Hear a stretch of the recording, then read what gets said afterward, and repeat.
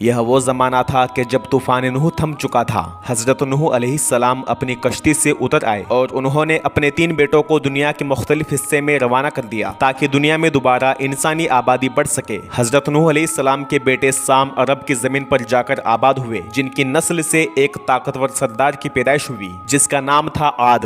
عاد اپنی اولاد کے ساتھ عرب کے علاقے سیرائے احقاف میں جا کر بس گیا، جہاں ریت کے بڑے بڑے ٹیلے تھے۔ یہاں پر قوم عاد کی حکومت کی شروعات ہوئی۔ انہوں نے تقریباً 1500 برس تک حکومت کی۔ انہوں نے اپنی محنت اور طاقت کے دم پر اس بنجر صحرا کو ایک خوبصورت سلطنت بنا دیا۔ قوم عاد دنیا کے سب سے لمبے اور طاقتور انسان تھے۔ ان کی طاقت کے بارے میں کہا جاتا ہے کہ وہ اپنے ایک ہاتھ سے پیڑ کو جڑ سمیت اکھاڑ کر پھینک دیتے۔ ان میں سے ہر ایک شخص 1000 سال کی عمر پاتا۔ وہ بوڑھے نہ ہوتے اور ان میں کوئی بیماری نہ ہوتی۔ انہوں نے پہاڑوں کو کاٹ کر عالیشان محل بنائے تھے اور بڑے بڑے پلر لگا کر اپنی بستیوں کو آباد کرتے، اسی لیے ان کو 1000 ستون والی قوم بھی کہا جاتا ہے۔ یہ قوم اس دور کی سب سے طاقتور سلطنت تھی۔